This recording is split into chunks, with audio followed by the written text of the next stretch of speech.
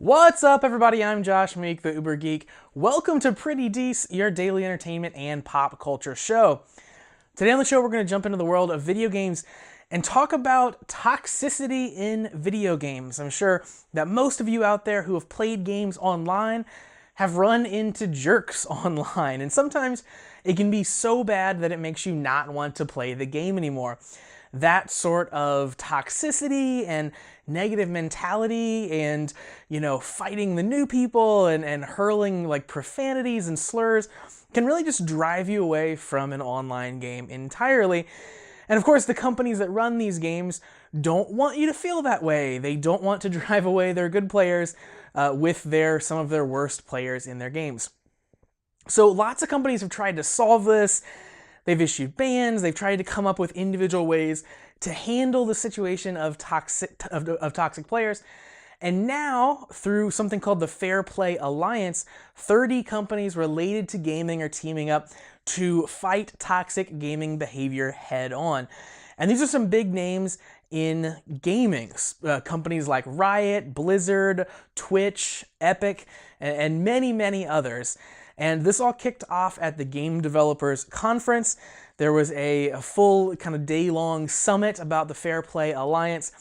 Basically, what the Fair Play Alliance is going to do is share research and knowledge and just general lessons learned about how to moderate your game communities and how to deal with these toxic players.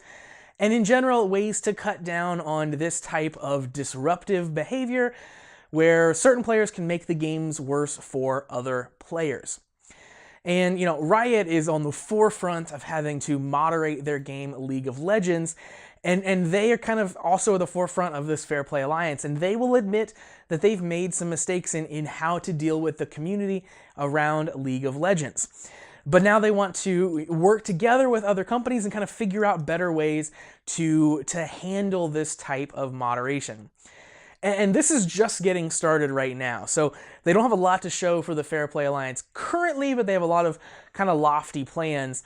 And right now we're just kind of solidifying all of their shared resources, figuring out how these companies are going to work together. And then in the future, have a place basically where you will have kind of resources to reach out to, each individual company will, to have experts for how to deal with abuse or harassment related issues. And then eventually down the road, creating an actual set of standards and rules across all these companies for how to behave on the internet and what good behavior means in games and what toxic behavior truly looks like in games. That alone is going to be a huge thing that they'll have to deal with, right? What is bad behavior on a global scale across all the world's cultures? Even something as simple as trash talk among friends might be perfectly admissible if you are friends with the person you're talking to, but talking to a stranger would be, a horrible thing for that stranger to go through. These companies have to navigate those murky waters, dealing with not just the language that's being said, but also the intent. It's a much bigger issue than it maybe initially seems at first. One of the other things they're going to have to deal with is the prevalence of streaming, right? Twitch is in this Fair Play Alliance right now, and streaming games and streamers themselves have become, according to the Fair Play Alliance, kind of ambassadors of culture, both for the games that they're streaming and also just online life as a whole. So many kids and young adults are tuning in to streamers and kind of modeling their behavior after streamers. They're seeing the ways that streamers interact with other players in their games, and then those people are taking those behaviors into their other games that they're playing on their own. So really what streamers are doing is informing an entire online community. And Riot has dealt with toxic players that are also massive streamers in the past. Look at guys like Tyler1, who got banned from League of Legends and then finally got unbanned, came back to this roaring success on Twitch, and is kind of still a bit of a toxic player, or kind of has been, maybe isn't completely reformed. So, taking such a strong action and turning someone into a superstar like that maybe isn't the best approach. So now these companies can work together to kind of navigate those slightly murky waters for how to take action against negative behaviors while also playing within the realm of this person has a giant audience, and how do we, not make them all hate us and not make them make the game worse because we took action against one player. Again, very complicated stuff that they have to work through as the objectives and goals of this Fair Play Alliance continue on. Ultimately, the Fair Play Alliance seems like it's going to be checks and balances and resources for all of these companies.